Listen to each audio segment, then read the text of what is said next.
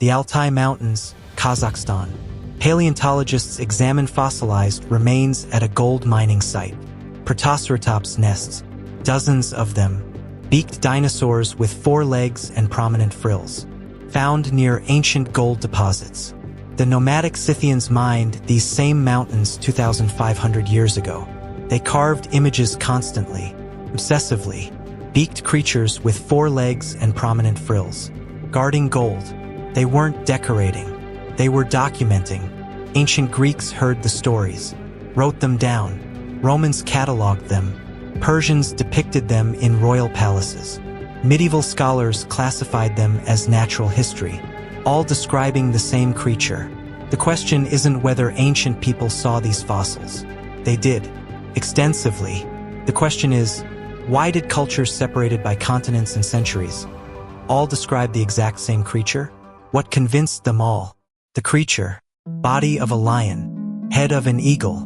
Wings powerful enough to carry prey through mountain passes. Not a symbol. Not a metaphor. Ancient texts describe the griffin as wildlife. Dangerous wildlife. Larger than a lion. Stronger than 8 horses, according to Pliny the Elder. Talons the size of oxen horns, used as drinking vessels in Scythian territories. The griffin occupies a specific ecological niche in ancient accounts. It nests in high mountains, guards territories fiercely, attacks anything approaching gold deposits, kills horses and men without hesitation. Medieval bestiaries classify it alongside lions, elephants, and bears, real animals with real behaviors. They describe mating patterns, griffins mate for life, nesting habits, high mountain areas, prey preferences, horses and cattle. Why does this matter? Because every ancient empire, Mesopotamian, Egyptian, Greek, Persian, Roman, placed this exact creature in the exact same location. Remote northeastern mountains, the Altai Tian Shan ranges. They didn't spread the griffin's habitat globally. They kept it geographically precise. For 3,000 years, something convinced them, the pattern across time. Ancient Mesopotamia, 3000 BCE. Temple carvings show winged lions with eagle heads, guarding doorways, protecting sacred spaces. Ancient Egypt, 2500 BCE. Griffins appear in decorative arts. Wings, beaked, powerful, associated with pharaonic power. Ancient Greece, 700 BCE. Poet Aristes of Proconnesus travels northeast. He writes of gold-guarding griffins in distant mountains. One-eyed Arimaspians fight them for treasure. Ancient Persia, 500 BCE. Achaemenid art features griffins extensively. The palace at Persepolis shows them repeatedly. 100 CE Ancient Rome. Pliny the Elder describes them in his Natural History. Not as mythology, as natural history. He places them in Scythia, always the same region. Medieval Europe, 1200 AD. Bestiaries describe griffins as real animals. Authors cite earlier sources. The chain of testimony extends backward centuries. Different continents, different languages, different belief systems. Same creature, same characteristics, same location. The Scythian connection. The Scythians controlled the Altai Tian Shan ranges from roughly 900 to 200 BCE. Nomadic warriors, master craftsmen, extensive gold miners. Their artwork survives in Kurgan burials across Kazakhstan, Mongolia, and Siberia. Felt, gold, leather, wood, thousands of artifacts. Griffins appear constantly. Pazyryk burial mounds, excavated in the 1940s by archaeologist Sergei Rudenko, contained elaborate felt hangings. Griffins attacking horses. Griffins in combat. Griffins as central motifs. The detail is extraordinary. Beaked faces, for legs, quadrupedal posture, prominent shoulder structures, wings or frills, attacking prey animals with aggression. The Scythians traded with Greeks, Persian empires, Chinese dynasties. Their influence spread across Eurasia, and everywhere they traded, the griffin followed.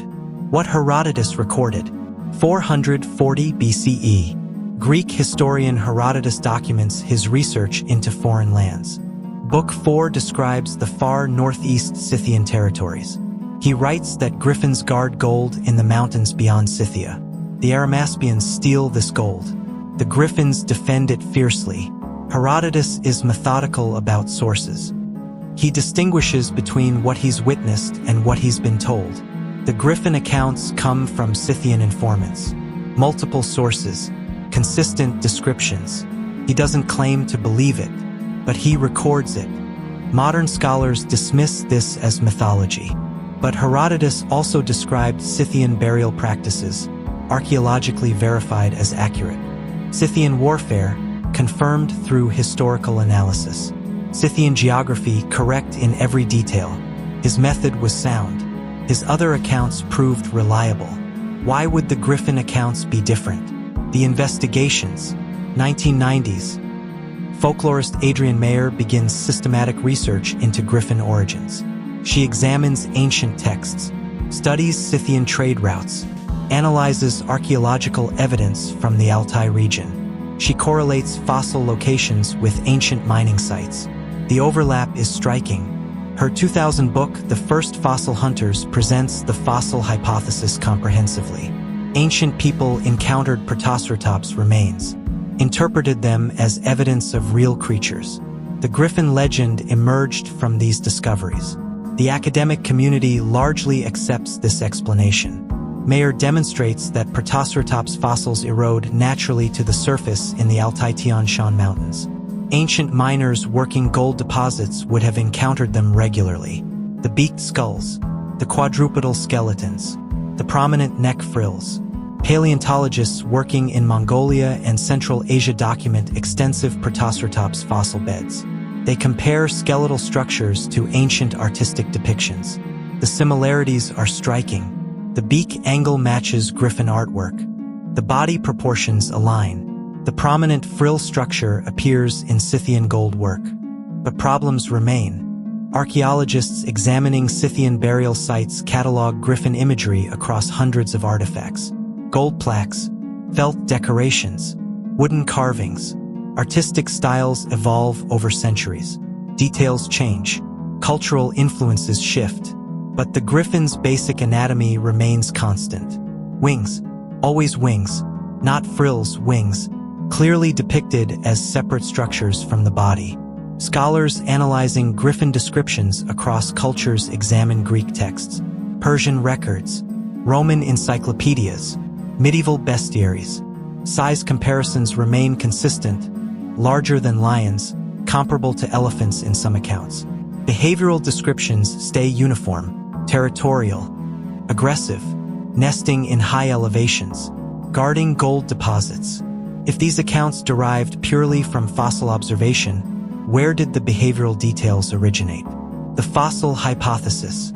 Mayer's research identifies the connection. The Altai-Tian Shan Mountains contain extensive Protoceratops remains. Scythians saw dinosaur fossils. They interpreted these as evidence of real creatures. Geographic precision makes sense.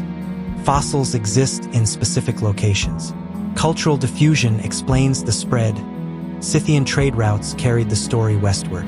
The theory is compelling, widely accepted, except the wings. Griffin descriptions consistently include functional wings, used for flight, carrying prey, traveling between peaks. Protoceratops had no wings. The size. Griffins described as genuinely dangerous, large enough to carry horses. Protoceratops averaged 6 feet long, maybe 400 pounds. The behavioral specificity, mating patterns, territorial aggression, nesting locations, prey preferences. How does fossil observation produce such detailed ethology? The geographic problem. Every culture places griffins in northeastern mountains. Greeks, Scythian territories, Altai region. Romans, same location. Persians, eastern mountain ranges. Medieval Europeans, Asia, always the northeast. The location never changes. Dragons appear everywhere. European forests, Asian rivers, Middle Eastern deserts. Griffins stay in one region, always the same mountains, always associated with gold. If purely mythological, why maintain geographic precision? Alternative explanations. Misidentified golden eagles. They nest in those mountains. Large, powerful, but ancient people knew eagles intimately, hunted with them. No one confuses two-legged birds with quadrupedal carnivores. Large extinct bird fossils. Teratorns existed, giant raptors. But teratorn fossils are rare in Central Asia. They don't explain quadrupedal descriptions. Pure mythology. Humans imagine hybrids universally. But why this specific hybrid? Why the geographic consistency? Why the behavioral precision? What remains? The investigations continue. Archaeologists excavate Scythian sites. Paleontologists map fossil distributions. Historians analyze ancient texts. Each discipline provides pieces. None provides complete answers. What's missing is the mechanism. How did scattered fossils become such precise descriptions? How did bones produce behavioral accounts? How did the story maintain geographic precision across 3,000 years? The Scythians knew what they saw. They carved it obsessively. The Greeks recorded it. The Persians depicted it. The Romans cataloged it. What were they all describing? The Griffin remains where it's always been, in those northeastern mountains, in the gaps between what we found and what existed, in the space where ancient gold miners saw something they couldn't forget. The story doesn't end here. For more mysteries, join us and subscribe to Beyond the Myth.